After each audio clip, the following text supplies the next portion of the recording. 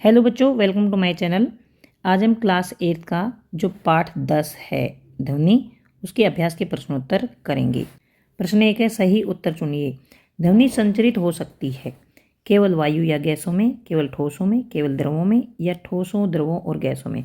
तो हम जानते हैं कि जो ध्वनि होती है वो तीनों में, ठोसों, द्रवों और गैसों में संचरित हो सकती है। तो उत्तर आएगा घ। निम्न में से किस वाक् ध्वनि की आवृत्ति न्यूनतम होने की संभावना है? हम जानते हैं कि जब ध्वनि की आवृत्ति कम होती है तो उसमें पैनापन भी कम होता है। तो आप यहाँ से देखिए, छोटी लड़की की, छोटे लड़के की, या पुरुष की या महिला की। तो देखिए, आवृत्ति कम किस में होती है? जिसमें पैनापन कम होता है, मोटापन ज़्यादा होता है। तो पुरुष की आवाज़ जो होती है उसमें मोटापन ज़्यादा होता है। तो यहाँ पर आएगा पुरुष की। सही उत्तर ग है।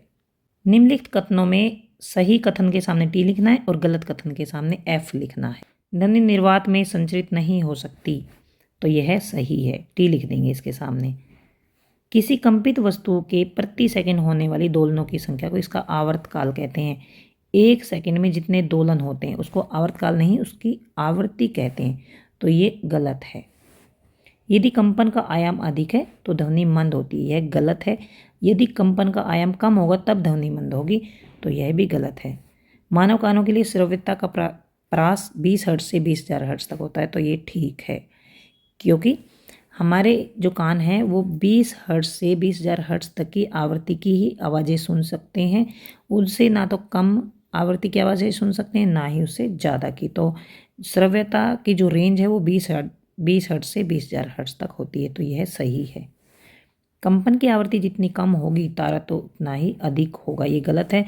कंपन की आवृत्ति जितनी ज़्यादा होती है उतना ही तारा तो अधिक होता है, यानी पैनापन ज़्यादा होता है, तो यह गलत है। अवांछित या अप्रिय ध्वनि को संगीत कहते हैं, यह गलत है। इसको शोर कहते हैं। शोर प्रदूषण आंशिक श्रवण अशक्तता उत्पन्न कर सकता है, यह सही है। ज़्यादा शोर प्रदूषण होगा तो या तो हमें कम सुनाई देने लग जाएगा या फिर सुनाई देना बंद हो जाएगा, तो यह सही है।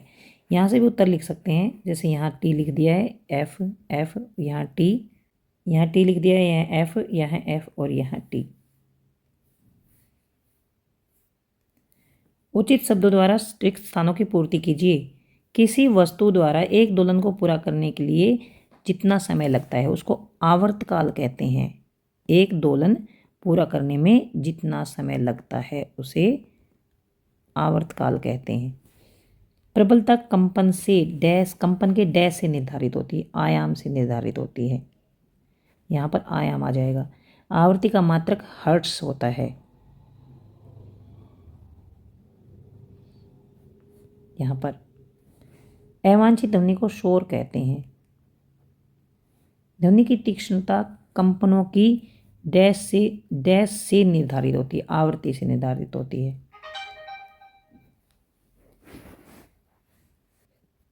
उत्तर आप यहां से भी लिख सकते हैं।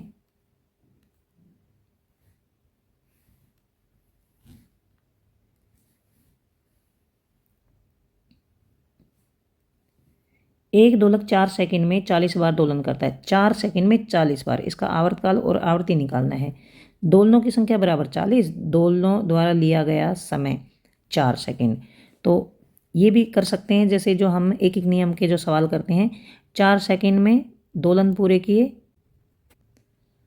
40, और 1 सेकंड में जितने दोलन पूरे करते हैं तो वो जितना आता है वो उसकी आवृत्ति आ जाती है। जैसे इसमें भाग देंगे तो 10 आ जाएगी, तो 10 दोलन पूरे होंगे तो 10 आवृत्ति आ जाएगी। तो यहाँ लिखेंगे आवृत्ति बराबर 10 हर्ट्ज, और आवृत्ति बराबर दोलनों की संख्या बटे समय सेकंड में। तो 40 भाग में 4 कर दिया है, 40 को 4 से भाग दे दिया है, 40/4, और इसको काट दिया है, ये आ गया 10, यहाँ आ गया 10 हर्ट्ज।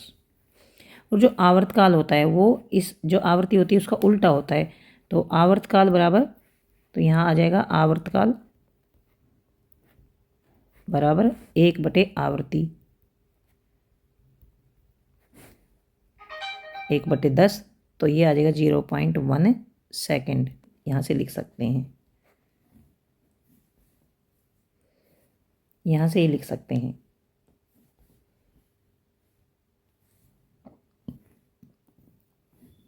प्रश्न 6 है, एक मच्छर अपने पंखों को 500 कंपन प्रति सेकंड की औसत दर से कंपित करके ध्वनि उत्पन्न करता है।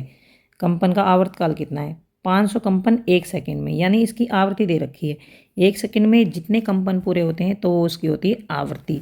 तो आवृत्ति हो गई 500 और आवर्तकाल जो होता है इसका उल्टा होता है, इसका रेसिप्रोकल कर देंगे, मतलब 1/500 कर देंगे तो ये आ जाएगा, इसको भाग देंगे 0.002 सेकंड, यहाँ से लिख सकते हैं। विभिन्न वाद्य यंत्रों में उस भाग को पहचानिए जो ध्वनि उत्पन्न करने के लिए कंपित होता है। जैसे ढोलक जो होता है, मान लीजिए ये ढोलक है और इसका ये जो भाग होता है, ये भाग जो तानित झिल्ली होती है वो कंपित होती है। यहाँ पर बजाते हैं, जब ये कंपित होती है तब आवाज़ आती है। तो ढोलक में जो तानित झिल्ली है वो कंपित होती है। सितार में तानित तार जो होता है वो कंपित होता है, तो सितार का जो तार होता है वो। और बांसुरी में जो वायु स्तंभ होता है वो कंपित होता है। तो ये आ गया।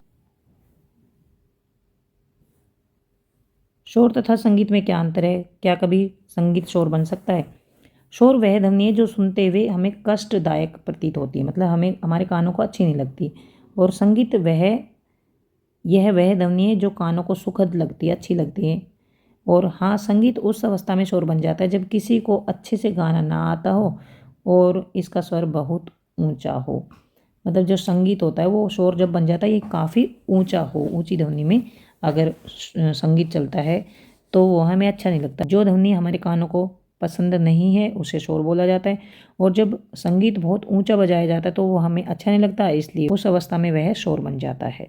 अपने वातावरण में शोर प्रदूषण के स्रोतों की सूची बनाइए। शोर प्रदूषण के स्रोत: वाहनों की ध्वनियाँ, पटाखों के फटना, मशीन, लाउडस्पीकर, ऊंची आवाज़ में चलाए गए टीवी, ट्रांजिस्टर, रेडियो, रसोई घर के कुछ उपकरण, इनसे शोर पैदा होता है। वर्णन कीजिए कि शोर प्रदूषण मानव के लिए किस प्रकार हानिकारक है। शोर प्रदूषण के कारण अनेक स्वास्थ्य संबंधी समस्याएं होती हैं, जैसे कि अनिद्रा, नींद नहीं आती, अति तनाव या उच्च ताप, हाई ब्लड प्रेशर, चिंता तथा अन्य बहुत सी स्वास्थ्य संबंधी विकार ध्वनि प्रदूषण से उत्पन्न हो सकते हैं। लगातार प्रबल ध्वनि के प्रभाव में रहने वाले व्यक्ति की सुनने की क्षमता स्थायी रूप से, मतलब बिल्कुल सुनना बंद हो जाएगा या फिर उसके कान खराब हो जाएंगे, थोड़ा बहुत सुनेगा बस। प्रश्न 11 है, आपके माता पिता एक मकान खरीदना चाहते हैं। उन्हें एक मकान सड़क के किनारे तथा दूसरा सड़क से 3 गली छोड़कर देने का प्रस्ताव किया गया। आप अपने माता पिता को कौन सा मकान खरीदने का सुझाव देंगे? अपने उत्तर की व्याख्या कीजिए। भाई, अगर हमें कुछ दुकान वगैरह लगानी है तो सड़क के किनारे पर खरीदना चाहिए, लेकिन दुकानें नहीं लगानी है, हमें रहने के लिए घर खरीदना है तो हमें 3 गली छोड़कर जो मकान है उसको खरीदना चाहिए।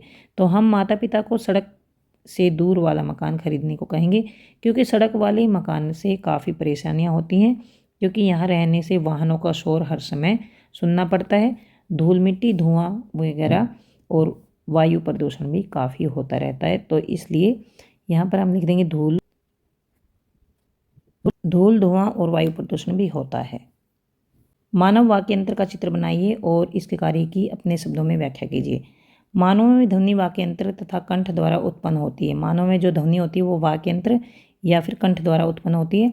अपनी उंगलियों को कंठ पर रखकर देखिए, एक कठोर उभार को खोजिए जो निगलते समय चलता हुआ प्रतीत होता है। हमारा जो गला होता है वहाँ पर अगर हाथ रख कर देखेंगे तो एक बाहर उभरा हुआ सा हमें कुछ उभार सा दिखाई देगा, जो कि हम कुछ खाते हैं और निगलते हैं तो उस समय चलता हुआ प्रतीत होता है। शरीर का यह भाग वाक्य यंत्र कहलाता है। यह श्वास नली के ऊपरी सिरे पर होता है। वाक्य यंत्र या कंठ के आर पार 2 वाक् तंतु इस प्रकार तानित होते हैं कि उनके बीच में वायु के निकलने के लिए एक संकीर्ण झिरी बनी होती है। जब फेफड़े वायु को बलपूर्वक झिरी से बाहर निकालते हैं तो वाक् तंतु कंपित होते हैं, जिससे ध्वनि उत्पन्न होती है। वाक् तंतुओं से जुड़ी मांसपेशियां तंतुओं को तना हुआ या ढीला कर सकती हैं।